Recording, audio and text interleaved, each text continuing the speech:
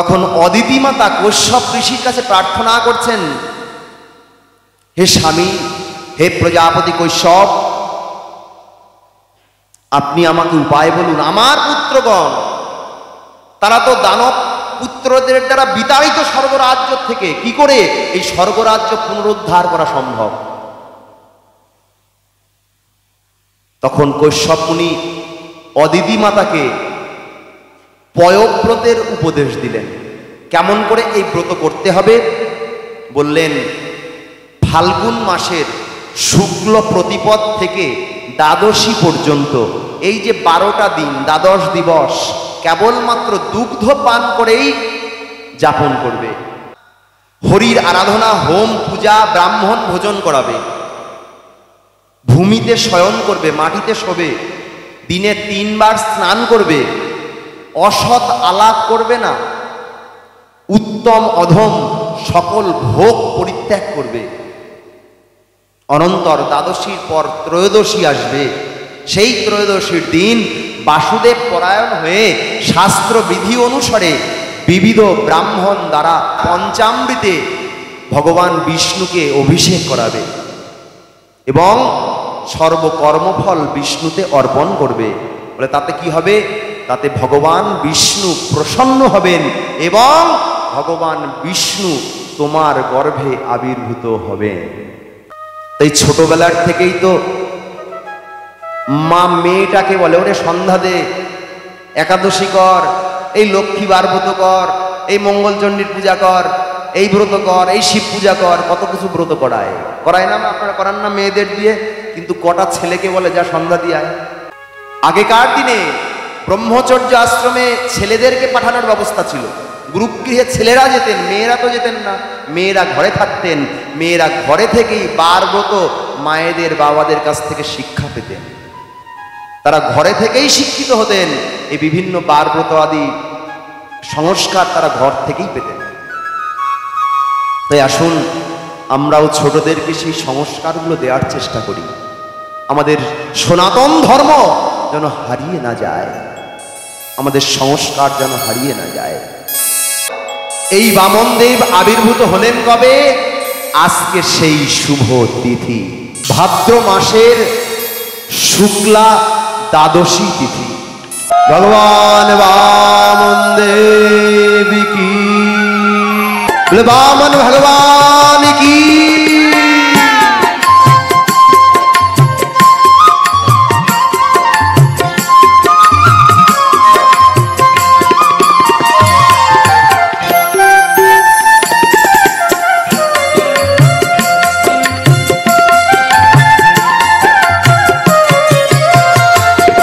ভগবানকে দেখতে কেমন? উজ্জ্বল শ্যামবর্ণ,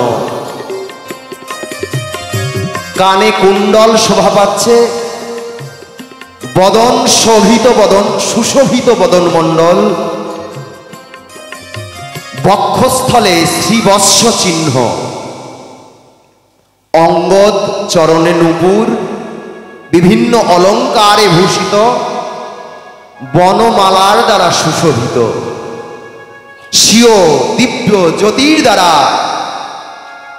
কশ্যপের গৃহে আবির্ভূত হলেন ভগবান বামনদেব।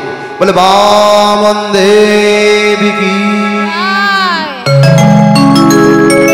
ছলয়সী বিক্রমণে বলিমদ্ভূত বামন, মদন খনিরজনিত জন পাবন।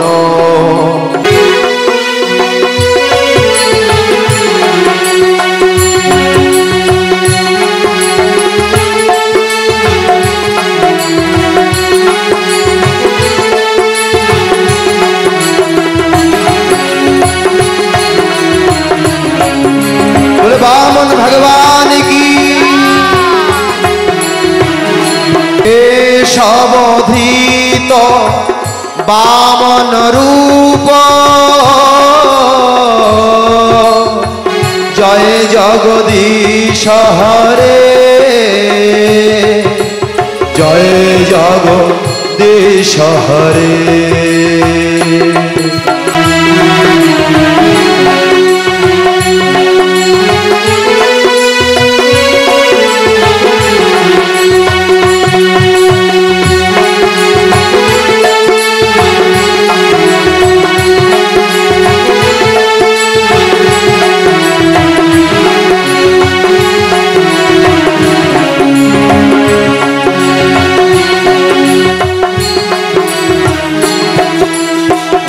बोले वामन भगवान की। জন্মেছেন বটু ব্রাহ্মণ বেটে রূপে, আর যেহেতু ব্রাহ্মণের ঘরে জন্মেছেন তাই জন্ম বা মাত্রই কৈশ্যপ ঋষি তার উপনয়ন উপবিদ সংস্কার আদি করলেন এবং উপবিদ সংস্কার করে হাতে দণ্ড কমণ্ডল ছত্র ধারণ করত এসে উপস্থিত হলেন ভিক্ষা নিতে। কারণ উপবিদ সংস্কারের পরে ভিক্ষা নিতে হয়, যাকে বামন ভিক্ষা বলে। বামন ভিক্ষা নিতে এলেন কোথায়? না নর্মদা নদীর উত্তর তটে ভৃগুকচ্ছ নামক স্থানে। তিথিটা কবে আবির্ভূত হলেন? কবে না ভাদ্র মাসের শুক্লপক্ষের দ্বাদশী তিথি, আজকে বড় শুভ তিথি, যে দিনে আমরা বামন ভগবানের কথা সাধন করছি। আর যেদিন এই বামন ভগবান এলেন ভৃগুকচ্ছে নর্মদা তটে, সেদিন হচ্ছে কার্তিক মাস, শুক্ল প্রতিপদ তিথি। এলেন কোথায়? এলেন দৈত্যরাজ বলির ঘরে। সুস্বাগতম সুস্বাগতম বামন দেব, সুস্বাগতম সুস্বাগতম সুস্বাগতম বামন দেব, সুস্বাগতম সুস্বাগতম। বড় আদর করে বলি মহারাজ বামন দেবকে স্বাগত জানালেন। কারণ বলি মহারাজ এদিকে যজ্ঞানুষ্ঠানের শুভ আয়োজন করেছেন, আর সেই যজ্ঞশালায় যখন ব্রাহ্মণকে তার আসতে দেখেছেন তখন স্বাগত জানাচ্ছেন, তাকে প্রণাম করে ভগবান বামন দেবকে স্বাগত জানালেন। হে ব্রাহ্মণ কুমার, আপনি আমার দ্বারে এসেছেন, আপনি আমার দ্বারে এসেছেন, আমার বড় সৌভাগ্য অহৌভাগ্য। আপনাকে কি ভিক্ষা দিতে পারি আমি? বামনদেব বললেন, আমাকে তুমি আর কি ভিক্ষা দেবে? আমি বটু ব্রাহ্মণ, ব্রাহ্মণ সত্যগুণ সম্পন্ন, তার তো বেশি অর্থলোভ থাকার কথা নয়, আমার বেশি কিছু চাই না। আমাকে 3 পাত ভূমি দিলেই যথেষ্ট, আমি বেশি কিছু চাই না। বলিরাজ বললেন, সামান্য 3 পা জায়গা? বটু ব্রাহ্মণ, তুমি দেখতেও বেটো, তোমার বুদ্ধিটাও বেটো, তুমি সামান্য 3 পা জায়গাতেই সন্তুষ্ট? তুমি জানো আমি দানশীল রাজা, আমার বংশে সবাই দানবীর নামে খ্যাত। আমার দাদু প্রহ্লাদ, আমার বাবা বিরোচন, আমি সেই বংশের ছেলে। আমি বলি, তুমি কি চাও বলো? তুমি ভূমি, তুমি সপ্তদ্বীপ পেতে চাও, এই স্বর্গমর্ত পাতাল পেতে চাও? কারণ স্বর্গের রাজ্যের মালিক এখন আমি, দেবতারা না। আমি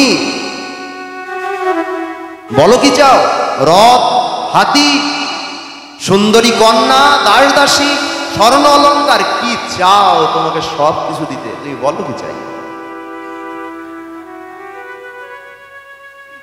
তুমি সামান্য 3 পা জায়গা নেবে? বামনদেব মনে মনে ভাবছেন, বেটা তুই তো জানিস না আমার জুতার মাপটা কত, তুই জানিস না, একবার দিয়া দেখ, দিয়া দেখ একবার।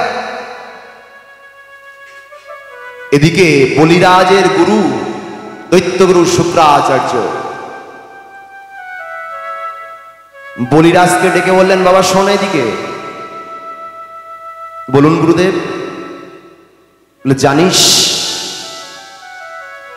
তোর দুয়ারে কে এসেছে আজ? কে গুরুদেব? কে এসেছে? শুক্রাচার্য বললেন, এ সবৈরাচনে সাক্ষাৎ ভগবান বিষ্ণুরব্বয়ঃ কৈশাব আদিতির জাত দেবানাং কার্য সাধকঃ। এই সবৈরাচন সাক্ষাৎ ভগবান বিষ্ণুরব্বয়ঃ। এই সাক্ষাৎ ভগবান বিষ্ণু তোমার দ্বারে এসেছে তোমাকে ছলনা করতে। কৈশব অদিতির জাত, কৈশব অদিতি নন্দন, এর বাবার নাম কৈশব, মায়ের নাম অদিতি। দেবানাং কার্য সাধকঃ, দেবতাদের কার্য সাধন করতে, তোমাকে ছলনা করতে, তোমাকে সম্পত্তি হরণ করে নেবার জন্য তোমার দ্বারে এসেছে, সাবধান।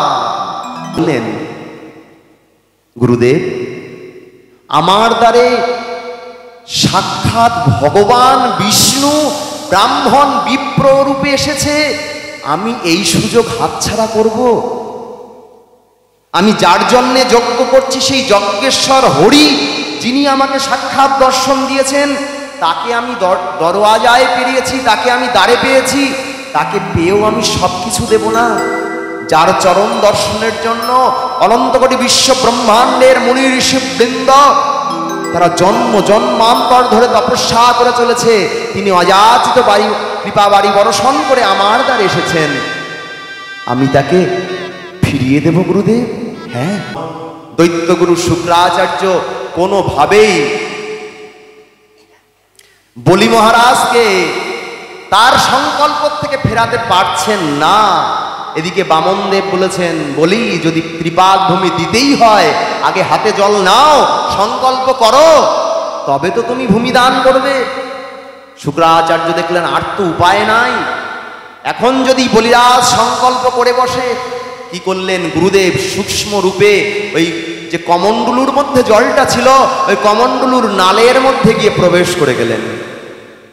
যখন জল ঢালতে যাচ্ছেন দেখেন জল পড়ে না। বলে কেন? বলে জল যদি না পড়ে ভিতরে কিছু ময়লা বাসা বেঁধেছে। বামনদেব বললেন, অনেকদিন বোধহয় সাফাই হয় নাই, ওটা একটা কুশ দিয়ে খোঁচা দাও। কমণ্ডলুর নালে যেই কুশাগ্র দিয়ে খোঁচা দিলেন, দৈত্যগুরু শুক্রাচার্যের একটা চোখের মধ্যে গিয়ে ওটা বিধে গেল। ভাগবত দেখালেন যে গুরু গুরু হয়েও ভগবত প্রাপ্তিতে বাধা দেয়, ভগবত ভজনে বাধা দেয়, সে গুরুর এক চোখ কানা হয়ে যাওয়াই হলো। আমরা কতদিন দেখেছিলাম গুরুতত্ত্বে আসে, গুরুতত্ত্বের ক্ষেত্রে গুরু তো তিনি যিনি দিব্য জ্ঞান যতদ্যাৎ পূজ্যাৎ তাপস্য সংশয়ম, যে দিব্য জ্ঞান দান করে পাপ দেহটাকে নাশ করে দেয়, তিনি শ্রী গুরুদেব। সেই গুরু যদি কখনো ভজনে বাধা সৃষ্টি করে, ভগবানকে সাক্ষাৎ পেয়েও ভগবানকে তার সম্পত্তির লোভে পেতে না দেয়, বলছেন ও গুরু পরিত্যাগ হলেও দোষের নয়।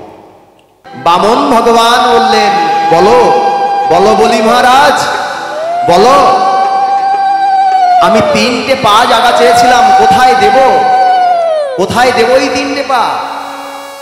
বলে ভগবান আপনি যখন সাক্ষাৎ মূর্তিতেই আমার কাছে প্রকটিত হয়েছেন, আপনি একটি চরণ পৃথিবীকে প্রদান করুন, এই মর্তলোকটাও তো আমার। ভগবান বামনদেব ওই বটু ব্রাহ্মণ, তার প্রথম চরণটি পৃথিবী এই ভূতলের উপরে দেওয়া মাত্রই তার চরণটি বিস্তৃত হতে হতে হতে হতে সমস্ত ভূলোককে ঢেকে নিল। বলো বলি আমার দ্বিতীয় চরণটা কোথায় রাখবো? বলি মহারাজ বললেন, স্বর্গলোকটাও তো এখন আমার। হে ভগবান আপনি এই দ্বিতীয় চরণটি আমার স্বর্গরাজ্যে প্রদান করুন। বামনদেব তার দ্বিতীয় চরণটিকে স্বর্গরাজ্যে পাঠিয়ে দিলেন। স্বর্গরাজ্যে সমগ্র তার চরণ দ্বারা স্বর্গরাজ্য পরিব্যাপ্ত হলো। এইবার দুধ চরণে মর্তলোক স্বর্গলোক অধিকৃত হয়ে গেল। বলো বলি, এইবার তৃতীয় চরণ কোথায় দেব? ভগবান আপনার তৃতীয় চরণ কোথায়? দাঁড়াও বলি। দেখতে দেখতে গরুর বরুণ পাশে বলিরাজকে বেঁধে ফেললেন। এইবার আমি তৃতীয় পদ কোথায় দেব? বামন ভগবানের নাভি পদ্ম থেকে তৃতীয় চরণ বের হয়ে এলো। বলি মহারাজ বললেন, শুনুন ভগবান, আমিও হেরে যাওয়ার পাত্র নই, আমিও কথা রাখতে জানি। মর্তলোক স্বর্গলোক উভয় লোক দখল হয়েছে বটে, কিন্তু এই অধমের মস্তকটা তো এখন রয়েছে। দিন ভগবান,